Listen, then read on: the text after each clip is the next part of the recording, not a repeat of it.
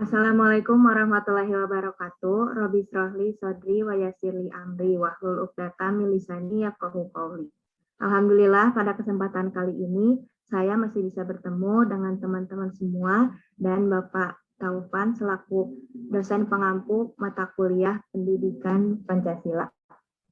Kelompok kami yaitu kelompok 1 di sini akan mempresentasikan materi mengenai bagian yang telah diberikan.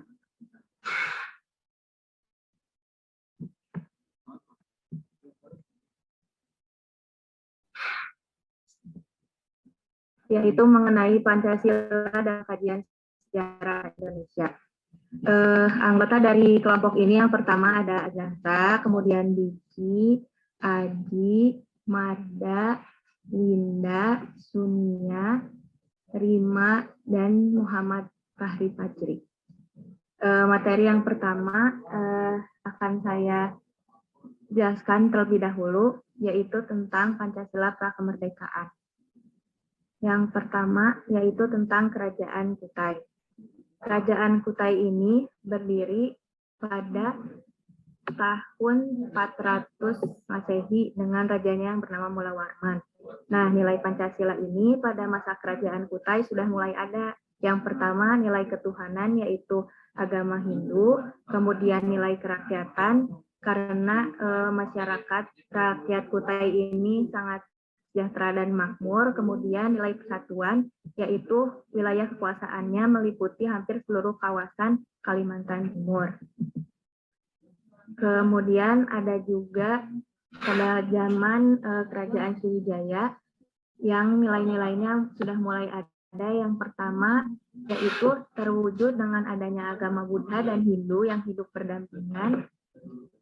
Kemudian yang kedua yaitu terjalinnya hubungan antara Sriwijaya dan India. Yang ketiga, sebagai negara maritim, Kerajaan Sriwijaya telah menerapkan sebuah konsep negara kepulauan. Kemudian yang relevan dengan sila keempat, yaitu Kerajaan Sriwijaya telah memiliki kedaulatan yang luas meliputi Siam dan Semenanjung Melayu. Yang terakhir, sila kelima, Kerajaan Sriwijaya menjadi pusat pelayanan dan perdagangan sehingga kehidupan rakyatnya sangat makmur. Kemudian materi selanjutnya akan dijelaskan oleh Saudara Adi. Waktu dan layar saya persilahkan. Terima kasih kepada moderator atas waktunya. Perkenalkan, nama saya Haji Pangestu, NPM 212170017. Di sini saya akan menjelaskan tentang kerajaan-kerajaan sebelum Majapahit.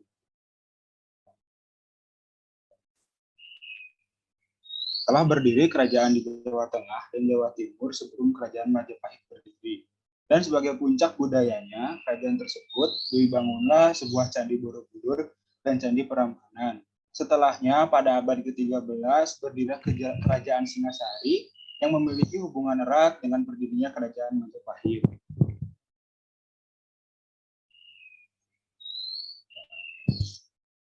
Selanjutnya yang keempat, kerajaan Majapahit. Next slide.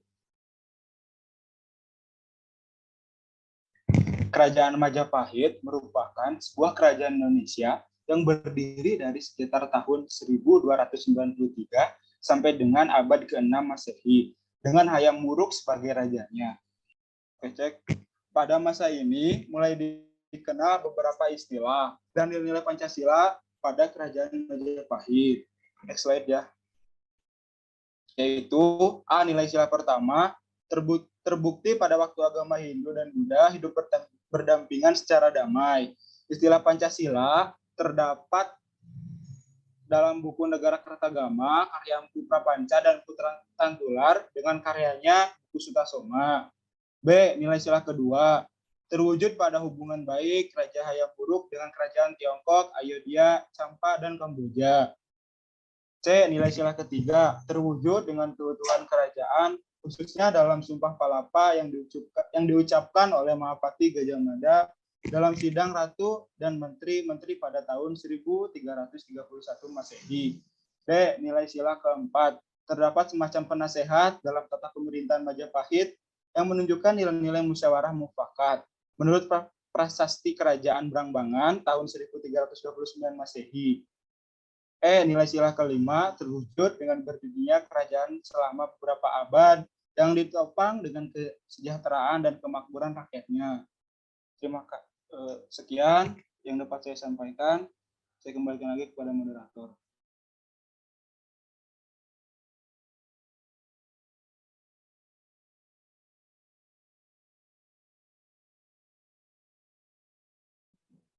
Baik, materi selanjutnya yaitu tentang kerajaan-kerajaan sebelum Islam yang akan dijelaskan oleh Saudara Diki.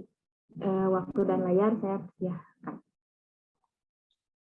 Baik, terima kasih kepada moderator yang telah mempersilahkan saya. Selanjutnya ada kerajaan-kerajaan sebelum Islam. Next. Nah, Islam diterima dengan baik di Nusantara dan masuk secara damai. Hampir semua wilayah di Nusantara menjadi kerajaan-kerajaan Islam sebelum bercorak Hindu-Buddha seperti Kerajaan Demak, Mataram Islam, dan lain-lain. Next. Nah, yang selanjutnya ada penjajahan dan perlawanan terhadap penjajah. Nah, kenapa ada penjajahan? Renaissance yang menjadikan bangsa Eropa kembali bangkit dan berkembangnya ilmu pengetahuan dan seni, kemudian melahirkan sebuah teknologi. Konsekuensi dari adanya itu, maka terjadilah industri. Hasil industri membutuhkan pasar, maka terjadilah kapitalisme. Semakin banyak kebutuhan bahan baku, modal, dan pasar hasil industri, inilah yang menyebabkan adanya kolonialisme atau penjajahan.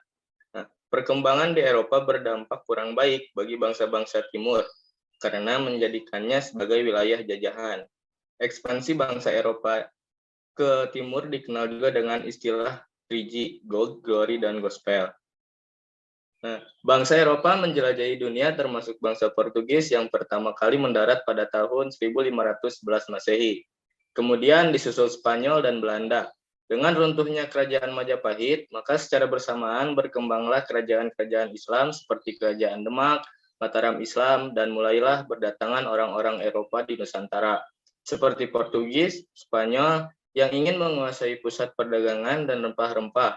Namun lama-kelamaan, peranan mereka meningkat menjadi penjajah, sehingga pada tahun 1511 Masehi, wilayah Malaka dikuasai oleh bangsa Portugis. Next.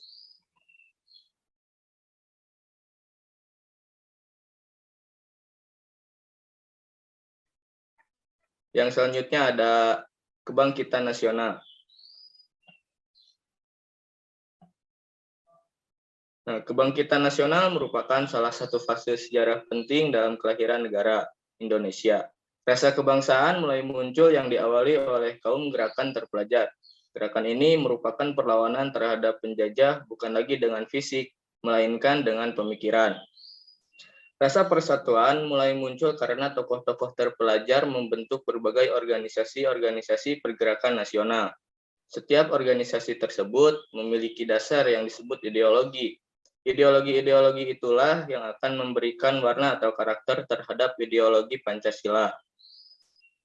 Nah, secara umum, ideologi yang ada pada masa ini dibedakan menjadi dua, yakni ideologi kebangsaan dan Islam. Latar belakang perbedaan ideologi itu disebabkan oleh latar belakang pendidikan. Bagi yang sekolah di sekolah umum, kemudian melanjutkan studi ke barat, merekalah yang membawa paham nasionalisme, kebangsaan yang cenderung liberal.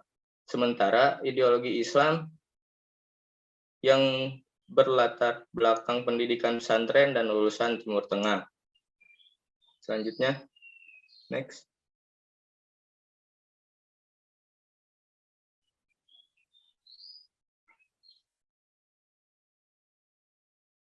Yang selanjutnya ada Sumpah Pemuda.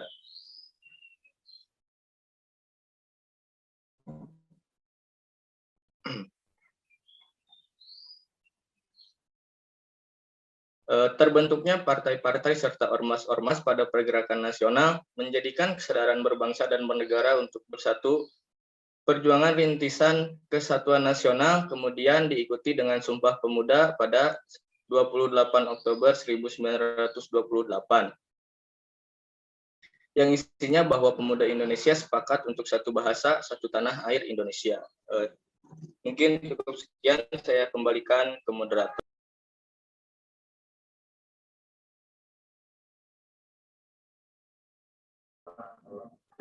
Materi selanjutnya akan diteruskan oleh Saudara Marda. Waktu dan layar, saya silakan. Baik, terima kasih kepada moderator yang telah memberikan kesempatan kepada saya untuk menyampaikan materi mengenai perumusan Pancasila pada penjajahan Jepang.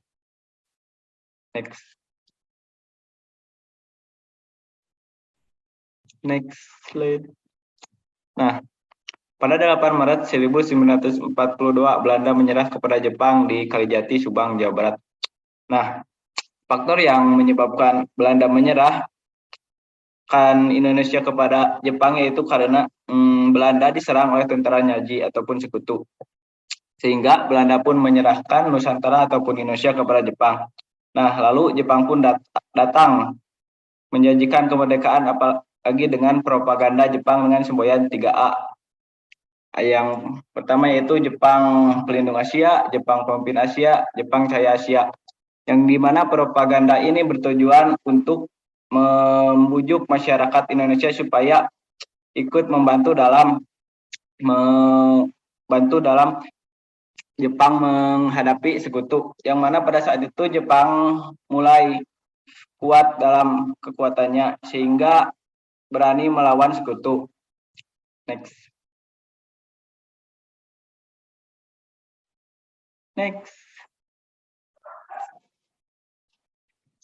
Nah, setelah itu lalu perumusan dasar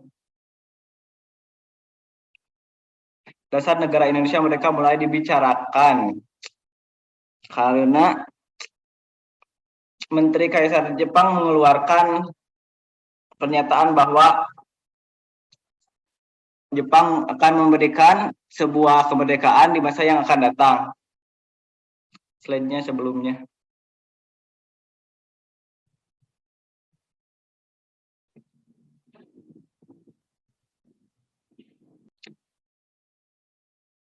Perumusan dasar negara Indonesia merdeka mulai dibicarakan pada masa persidangan pertama BPUPKI, menyusul dari pernyataan Menteri Jepang pada tanggal 17 September 1944, yang mana Perdana Menteri Jepang mengeluarkan pernyataan bahwa Indonesia pasti akan diberi kemerdekaan di masa depan.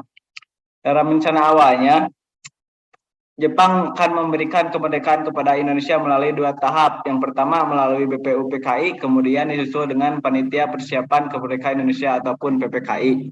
Yang dimana BPUPKI bertugas sebagai pengawas atau penyelidik usaha kemerdekaan. Sedangkan untuk penyusunan undang-undang dilaksanakan oleh PPKI. Nah, setelah itu Jepang pun akhirnya melemah dari sekutu setelah Pulau di Irian jatuh kepada sekutu. Sehingga Jepang pun mengeluarkan sebuah janji kedua, yang mana janji kedua tersebut adalah Jepang memberikan kemerdekaan kepada Indonesia dengan tanpa syarat. Menyusul dengan diberikannya kemerdekaan, maka dibentuklah BPUPKI pada 29 April 1945. Mungkin sekian yang dapat saya sampaikan, saya kembalikan lagi kepada moderator.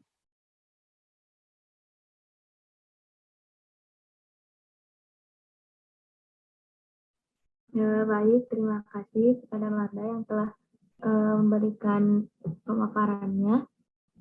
Kemudian lanjut kepada materi selanjutnya yang akan dijelaskan oleh Saudara Fahri.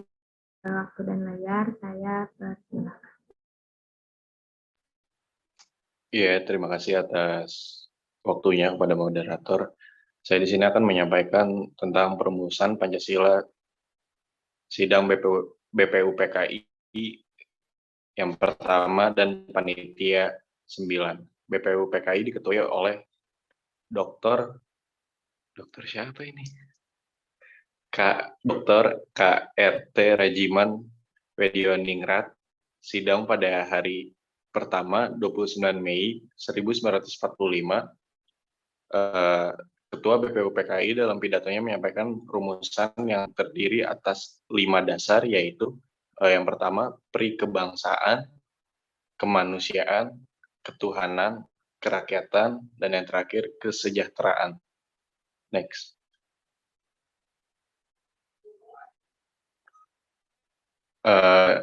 Berikutnya, pada hari ke-2, tanggal 30 Mei 1945, tokoh yang tampil adalah Ki Bagus Hadiokosomo dan KH Wahid Hasyim. Mereka mengusulkan ayat yang menjadi dasar negara Indonesia adalah ajaran Islam, namun tidak menyampaikan rumusan sebagai tindak lanjutannya. Next.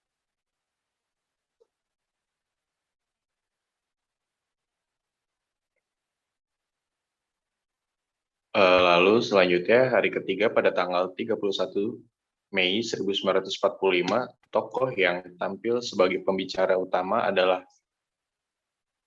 Mr. Supomo. Beliau mengemukakan 5 dasar negara Indonesia, yaitu yang pertama persatuan, yang kedua keseimbangan lahir dan batin, yang ketiga kekeluargaan, yang keempat musyawarah, dan terakhir kelima keadilan rakyat. Next. Dan selanjutnya pada hari terakhir masa persidangan pertama, tokoh yang tampil menyampaikan rumusan dasar negara adalah Insinyur Soekarno. Beliau mengusulkan rumusan dasar negara disebut Pancasila yang berisikan sebagai berikut. Yang pertama, kebangsaan nasionalisme. Yang kedua, perikemanusiaan internasionalisme. Yang ketiga, mufakat demokrasi. Yang keempat, keadilan sosial. Dan yang kelima, ketuhanan yang Maha Esa. Next. Lalu pada tanggal 22 Juni 1945, Panitia 9 kembali bertemu dan menghasilkan rumusan dasar negara yang dikenal dengan nama Piagam Jakarta. Piagam Jakarta itu semuanya berisikan yang pertama ketuhanan dengan kewajiban menjalankan syariat Islam bagi pemeluknya, yang kedua kemanusiaan yang adil dan beradab, yang tiga persatuan Indonesia, yang keempat kerakyatan yang dipimpin oleh hikmah kebijaksanaan dalam permusyawaratan perwakilan, dan yang terakhir kelima keadilan sosial bagi seluruh rakyat Indonesia. Next.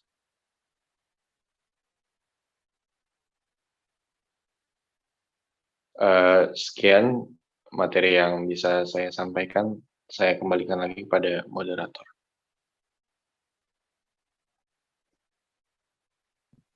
Baik, terima kasih atas pemaparan materinya. Lanjut kepada materi yang kedua, yaitu tentang sidang BPUPKI kedua yang akan dijelaskan oleh Saudari Bima. Waktu dan layar saya persilakan.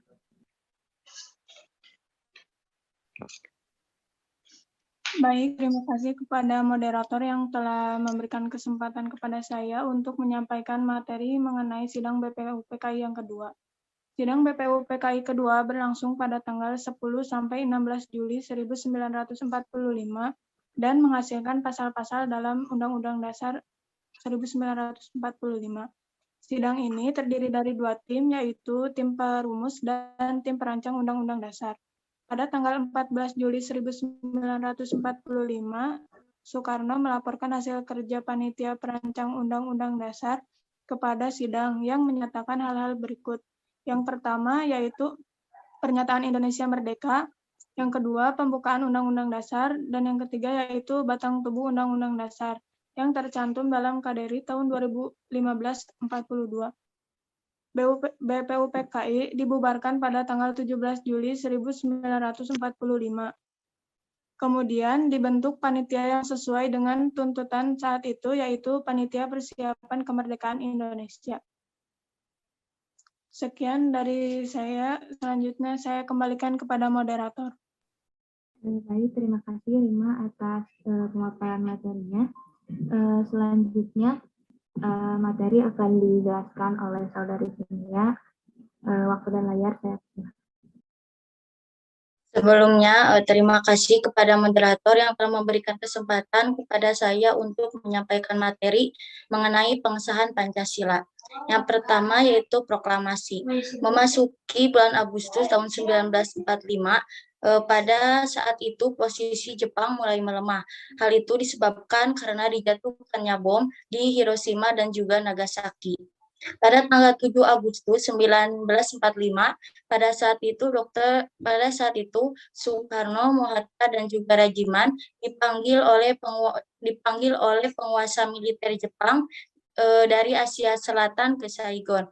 Alasan dipanggilnya Soekarno, Mohatta dan juga Rajiman yaitu untuk membicarakan mengenai kemerdekaan Indonesia yang sudah dijanjikan pada sebelumnya. Namun ternyata di luar dugaan, di mana pada tanggal 14 Agustus 1945, Jepang menyerah pada sekutu tanpa syarat. Pada tanggal 15 Agustus 1945, Soekarno, Hatta, dan juga Rajiman kembali ke Indonesia. Namun, kembalinya Soekarno, Hatta, dan juga Rajiman disambut dengan desakan para pemuda, yaitu untuk segera memproklamasikan kemerdekaan Indonesia. Alasan desakan yang dilakukan oleh para pemuda yaitu karena pada saat itu para pemuda sudah mengetahui bahwa Jepang sudah menyerah pada syarat yang menyebabkan kekuasaan politik Jepang melemah dan itu berakibat kepada kependudukan Indonesia. Karena kesalahpahaman tersebut menyebabkan penculikan yang dilakukan oleh para pemuda terhadap Soekarno, Hatta, dan juga Rajiman ke Rengas Dengklok. Nah, tindakan pemuda tersebut sesuai dengan rapat yang telah dilaksanakan pada pukul 24 waktu Indonesia Barat menjelang 16 Agustus 1945. Melalui berbagai jalan yang berliku, pada akhirnya tanggal 17 Agustus 1945 dicetuskanlah proklamasi. Teks proklamasi tersebut didiktekan oleh Muhammad Hatta dan ditulis oleh Soekarno pada dini hari. Dua tokoh proklamator tersebut sering disebut dengan Dwi Tunggal. Next.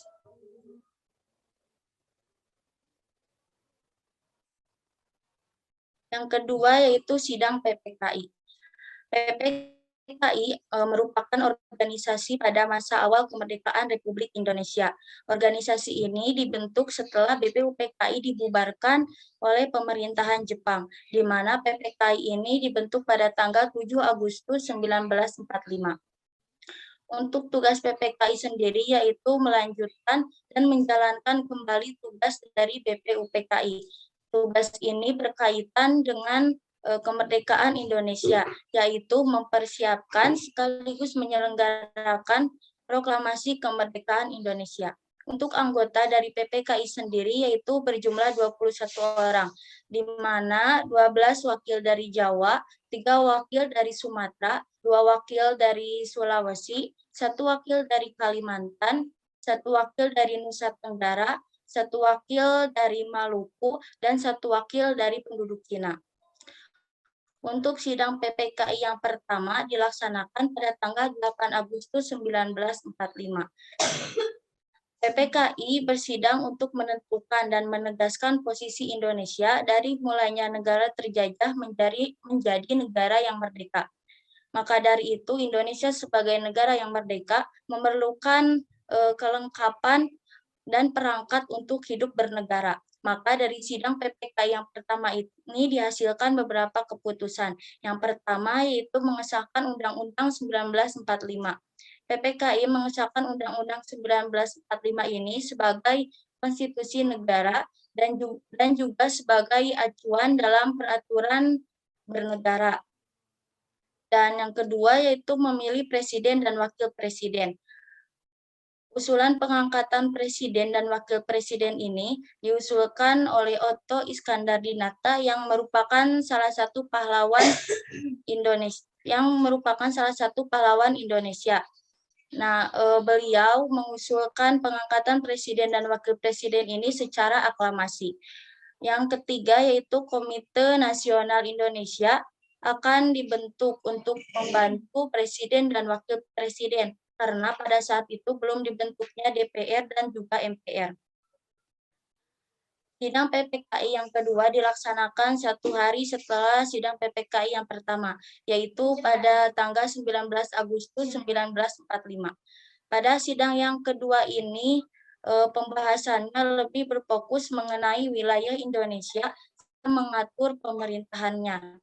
Maka beberapa hasil dari sidang yang kedua ini, yang pertama, PPKI memutuskan untuk membagi wilayah Indonesia menjadi 8 provinsi dengan setiap daerah memiliki kepala daerahnya yang berupa gubernur.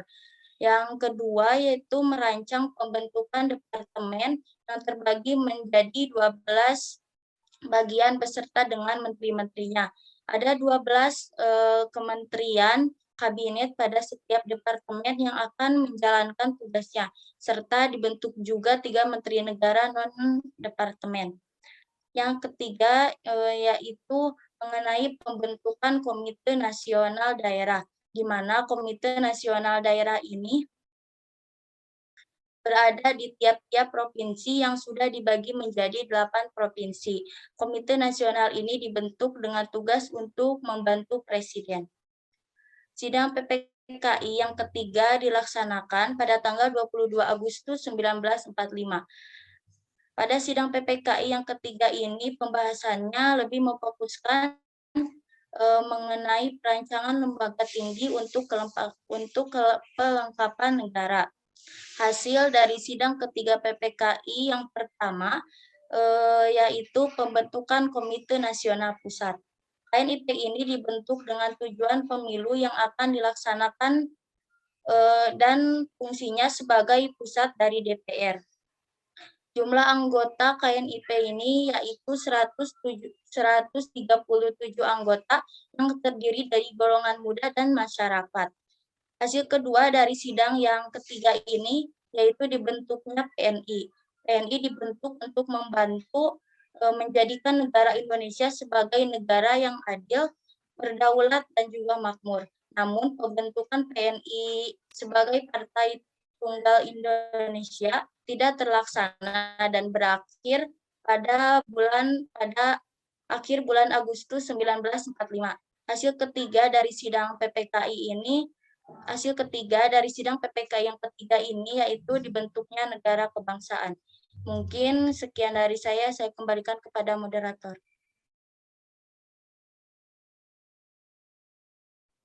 Terima kasih atas pemaparan materinya. Selanjutnya akan dilanjutkan materi yang ketiga, yaitu sekaligus materi yang terakhir oleh Saudari Dina. Waktu dan layar saya persilakan.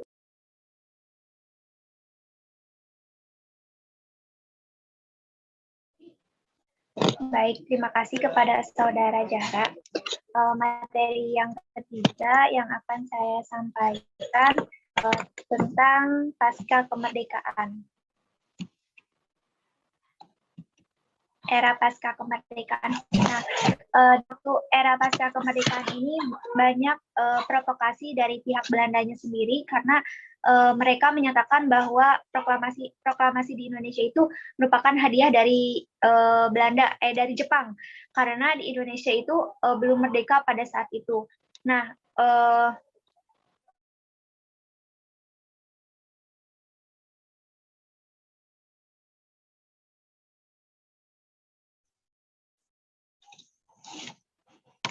baik.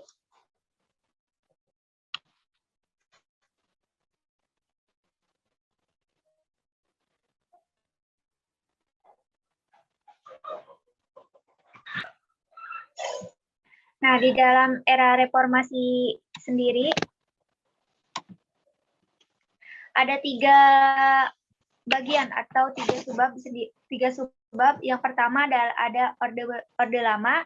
Nah, Orde Lama itu dimulai pada tanggal 5 Juli pada tahun 1959 sampai 11 Maret tahun 1966. Nah, pada periode ini banyak kelompok yang kecewa terhadap kebijakan pemerintahnya sendiri karena berbagai makar-makar seperti DI atau TI, PRII, dan Permesta itu sedang naik-naiknya atau sedang gencar-gencarnya. Nah, di dalam pemerintahannya sendiri, kabinet itu ada jatuh bangunnya juga. Sebagai akibat dari adanya polarisasi juga, terhadap kepentingan politik yang memang pada saat itu sangat tajam, Insinyur Soekarno selaku presiden gitu melakukan dekret presiden atau mengeluarkan sebuah dekret presiden untuk kembali ke Undang-Undang Dasar 1945. Nah, kemudian atas dasar pengalaman dan keyakinan tersebut, dalam menjalankan demokrasinya juga, Presiden Soekarno lebih memilih menerapkan demokrasi terpimpin pada saat itu. Nah, dan juga demokrasi liberal.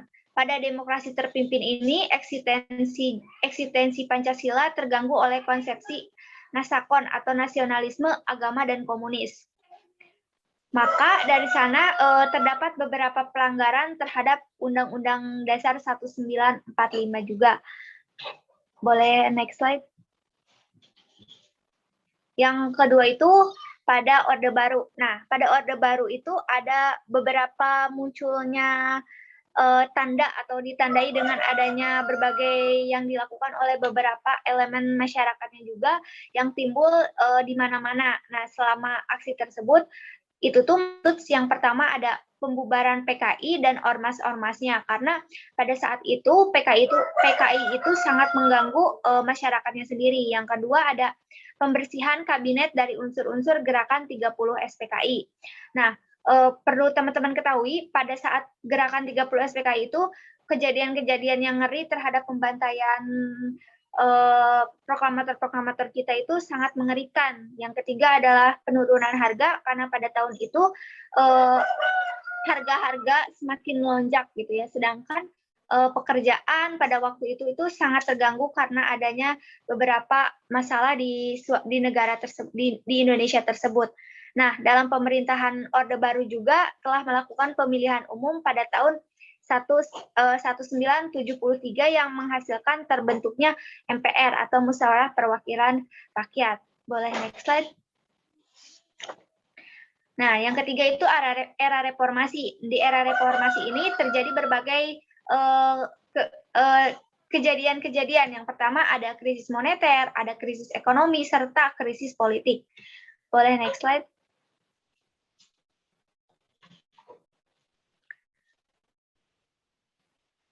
Nah, terdapat beberapa hal yang menjadi tuntutan rakyat pada era reformasi sendiri. Yang pertama itu ada perubahan pemerintahan yang sentralisasi menuju pemerintahan yang desentralisasi. Yang kedua itu ada penghapusan dui fungsi ABRI. Yang ketiga ada perubahan orientasi perekonomian nasional. Yang keempat sendiri ada perubahan sistem kepartean. Yang kelima ada deskralisasi Undang-Undang Dasar 1945, dan yang keenam ada kebijakan yang parisportaris atau kaderi waktu itu.